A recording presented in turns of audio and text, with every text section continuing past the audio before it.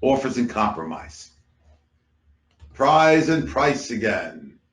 You're going to charge somewhere between 5 and 20,000 for an offer and compromise. More realistically, somewhere between 10 and 15,000 is probably the real number. Although I know some people do them for less, and I know some people do them for a lot more. Let's talk about offers. What is an offer and compromise?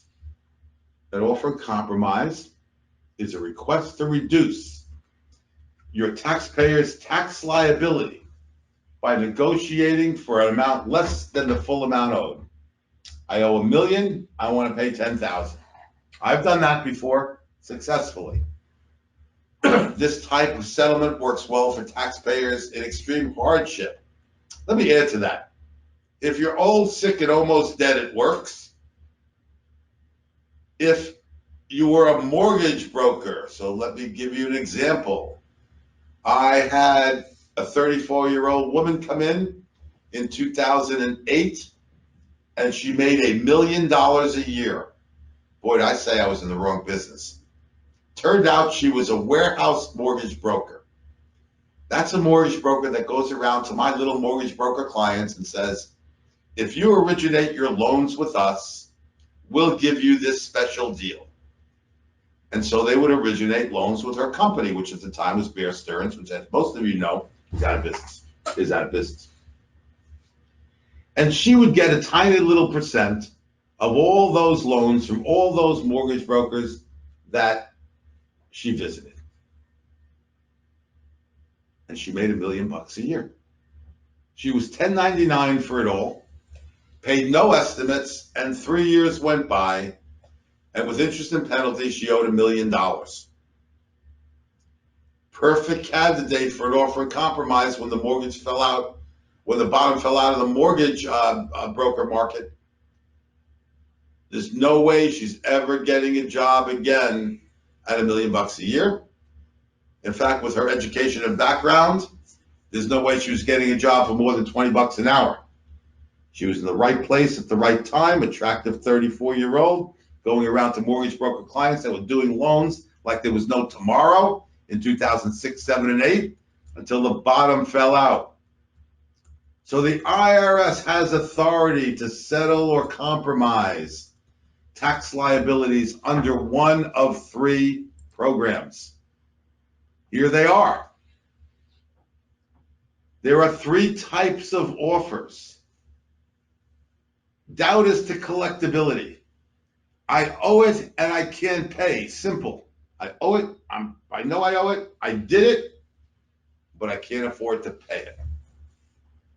That is probably 80 to 90% of the offers. Let's call it 80 for purposes of our conversation today. Then we have doubt as to liability.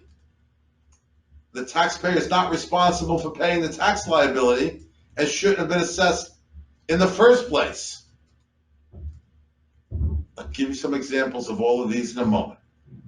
And then effective tax administration. This is few and far between. Less than 1% of the cases, I imagine. I've only seen 2 in the last 30 years that I've been dealing with collection.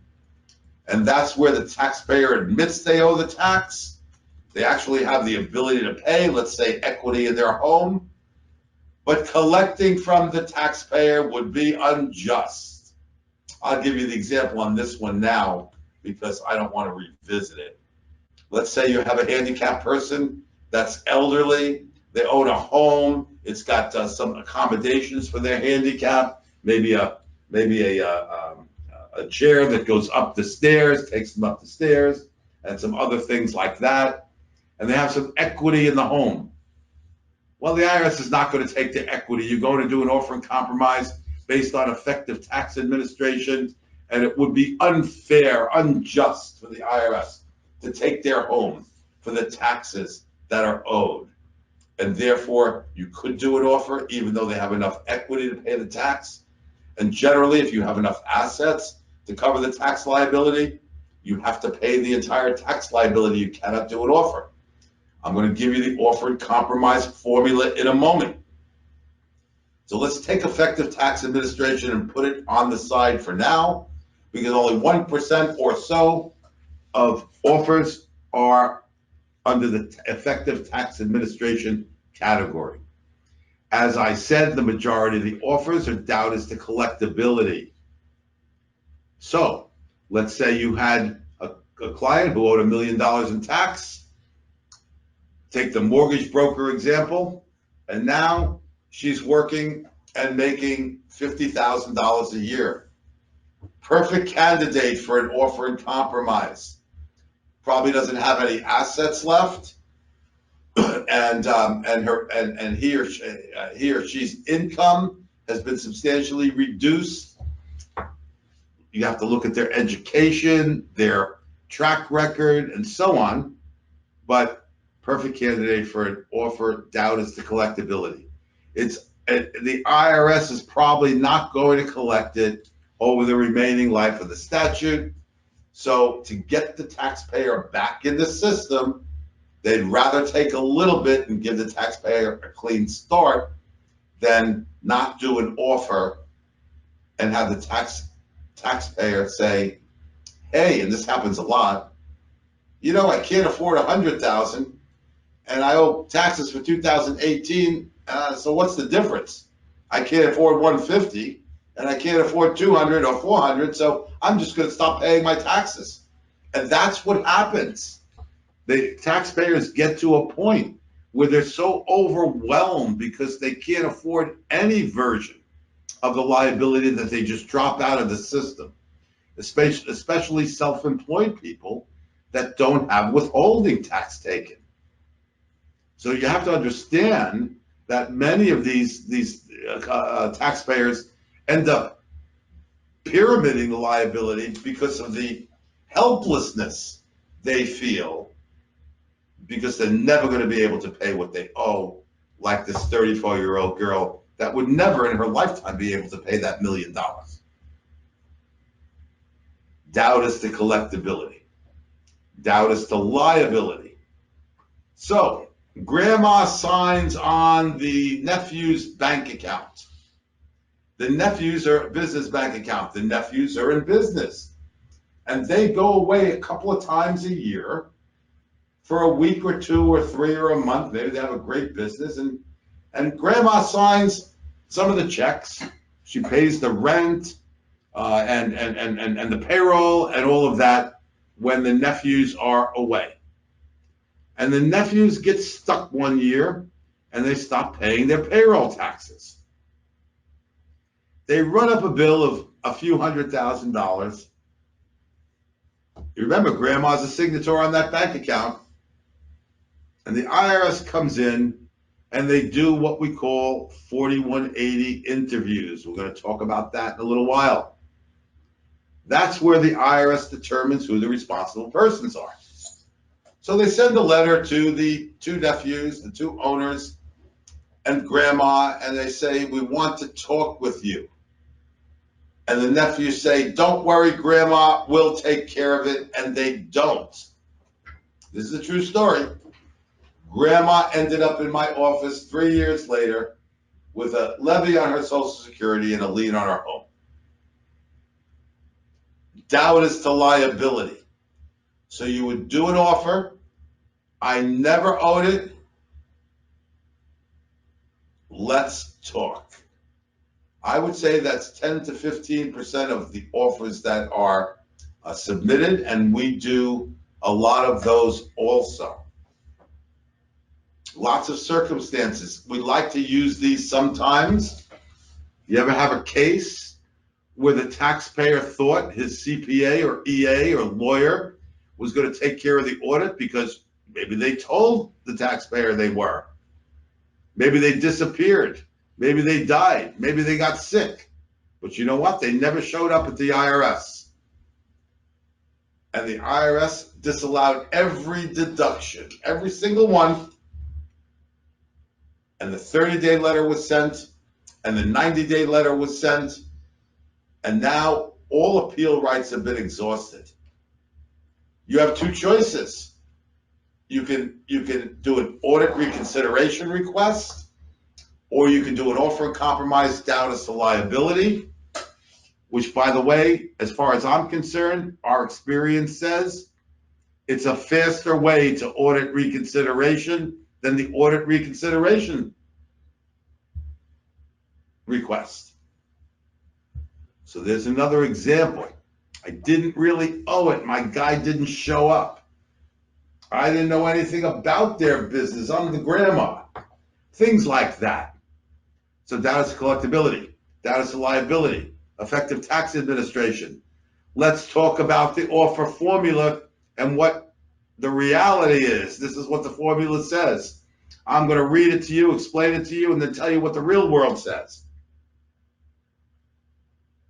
If you want to do an offer and compromise, the IRS wants 12 times your monthly disposable income. We're going to call it MDI, monthly disposable income, 12 times. Calculated using IRS national and local standards. So you can only have so high a mortgage payment. You can only spend so much on a car. You can only spend so much on food and clothing unless you have some special dietary medical issues, things like that. We're going to talk about the plain vanilla stuff today. There's always an exception. They say the exception makes the rule. And in the collection business, that is as true as ever. So 12 times your monthly disposable income, calculated using IRS national and local standards, plus quick sale value of assets. There's a way to calculate the value of all your assets. So if you have a home, the IRS says 80% of the value of the home minus the mortgage is the quick sale value. Things like that equals the offer amount. Now here's the problem. When you do the calculation of the monthly disposable income, and it comes to $1,000 a month. Let's say you make $6, $7, $8 a month. You have allowable expenses of $5, $6, or $7, and you have $1,000 a month in disposable income. Let's say you have no assets. You don't own a home. Your car is leased. You don't have any money in the savings account or checking account to speak of. Theoretically, your offer is $12,000, right? 12 times 1,000 is 12,000, plus quick sale value of assets is 0, or whatever it is, equals the offer amount. That just doesn't fly. I don't know why they say this is the formula. Because as of about a year ago, when we were fighting this formula, the IRS would come back to us after the Fresh Start program 4 or 5 years ago, 6 years ago, and we would submit offers. And they'd come back to us, the IRS would come back to us and say, yeah, but we can collect more than 12 times the monthly disposable income over the remaining life of the collection statute, which is 7 years. 7 times 12 times 1,000. And we'd say, but just a moment. What is the point of having an offer and compromise formula that says it's 12 times or 12,000 when you're coming to us and now saying, wait a minute, they can pay over the remaining life of the collection statute? And so we've noticed that on the new 433 AOIC, the fine print says it's 12 times your monthly disposable income unless we can collect more over the remaining life of the collection statute. So let's say that the taxpayer owes $500,000 and the monthly disposable income is $1,000, and there's 5 years left on the collection statute, or 60 months. Your offer needs to be $60,000 plus the quick sale value of your assets. Some money in the bank, maybe the value of your home, maybe a percentage value of your IRA, your pension plan, your 401k, the cash value of your life insurance, and all of that. So this is your offer formula, subject to the remaining life of the collection statute. So be careful. One size does not fit all. It's not all is not what it appears to be. Let's look at some of our results. Here's one. I haven't seen this one in a while. 4,240,000. This was an older gentleman who would have been much better served, and I told him if he did a bankruptcy. But nope, he was old school. He said, I'm never going to do a bankruptcy. I'm going to make all this money, and almost all of them tell me the same thing. As soon as I get this IRS debt behind me, I'm going to go back and make millions of dollars. Well, if I check that box on the offer form, I get no offers accepted because they all think they're going to make $1 million. And by the way, I haven't seen one make $1 million yet. But this gentleman wanted to do an offer. We got it through. For $5,000, we settled a $4,240,000 tax liability. No bankruptcy for him. He was right. Cost him $20,000 for the offer. The bankruptcy would have cost them $5,000 plus a few grand to do what we call a tax dischargeability analysis. People complain that California is much too difficult to get offers done. We get them done all the time. Here's a $462,000 liability. By the way, this is the companion for the $4,200,000. And we had to give the California more than the IRS because that's who they are. But we compromised it for 13 grand. Here's one in New York. Yes, we do business. We handle tax problems in every state. We had a $188,000 liability. As you could probably figure, the states are more difficult than the federal. And we gave $26,276 to settle this. Still not a bad deal. Here's a California sales tax offer and compromise. $118,379 we compromise for $1,727. Yes, it can be done. California is difficult. 95% of our offers are accepted. There's a reason for it.